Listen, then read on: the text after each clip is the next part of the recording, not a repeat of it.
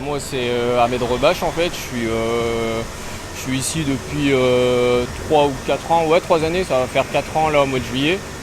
Ça va faire bientôt 5 ans aussi que je travaille dans le groupe. Donc ici à Numac ça va faire 4 ans. J'ai 24 ans, je suis le plus jeune de l'atelier. Et moi j'ai passé un bac pro dans la filière en fait. J'avais passé un bac pro dans la filière. Ensuite j'avais passé un BTS. Mais juste après mon BTS, j'avais choisi de travailler directement en fait.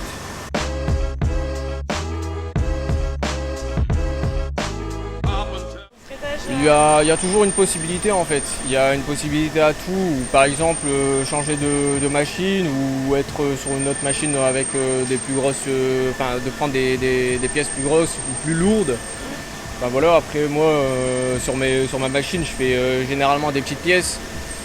Et ça varie aussi sur le poids, mais vraiment des petits diamètres dans le sens des diamètres 3, diamètre 6. Okay. Le plus petit que j'ai fait c'est diamètre 6 et le plus grand que j'ai fait ça a été du 300 en fait. Après ça change, hein. Ici on peut faire du diamètre 400, ça remonte au diamètre 400, après les longueurs aussi ça peut changer. Il peut prendre du 1 mètre, moi je peux prendre du 900 mm en fait. Donc en fait c'est différents types de pièces et différents types de... Il y a un tout en fait dans le métier.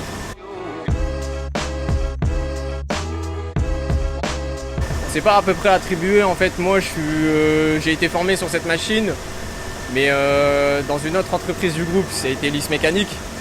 J'ai été formé sur cette machine et cette machine devait venir ici. Donc j'ai suivi la machine.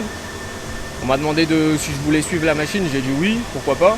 Donc je suis venu ici et moi en fait malheureusement, je dis vraiment malheureusement, je sais utiliser que 2 machines, j'ai utilisé celle-ci et celle-ci.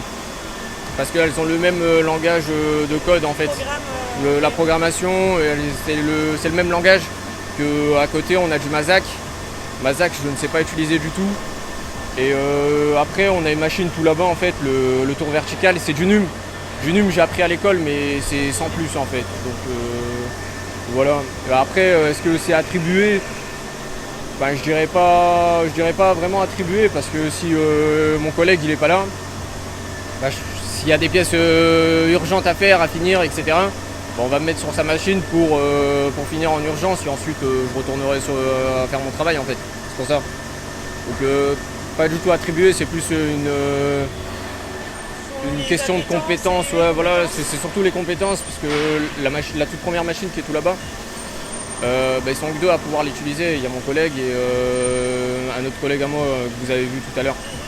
Donc ils sont 2 à pouvoir l'utiliser vraiment dans toutes ses performances.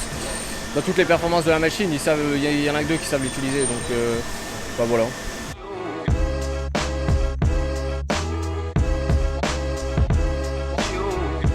Des formations oui, parce que quand on sort de l'école et qu'on vient dans le monde de l'industrie, c'est vraiment différent, mais vraiment différent. On est perdu, on sait pas comment on travaille sur les choses. Quand on voit une pièce, on ne sait pas par quel côté commencer, etc. Et en fait on se fait former, comme là j'ai été sur la machine.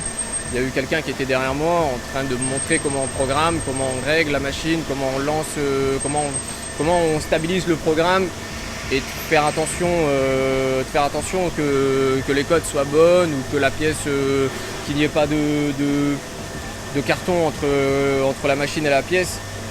Et après oui, en fait on se fait former et chaque jour on se fait former. Et c'est pareil, on essaye de voir, on a un collègue qui maîtrise la CFAO, c'est du dessin industriel. Et on essaye pour voir d'être formé en CFAO et c'est pareil. Mon collègue ici présent, il est référent métrologie. Donc ça veut dire il s'occupe de tout ce qui est métrologie, les matériels de contrôle. Il contrôle les matériels de contrôle en fait. C'est un peu compliqué mais c'est juste que pour que notre matériel soit apte à être utilisé, ils doivent être contrôlés. Et tout passe par mon collègue et ensuite nous dans l'atelier on peut l'utiliser. Et c'est pareil, c'est quelque chose qui formera quelqu'un. Voilà, prendre la main dessus après. Donc en réalité, des formations, oui. Et dans ce métier, j'ai envie de dire, on en apprend vraiment tous les jours.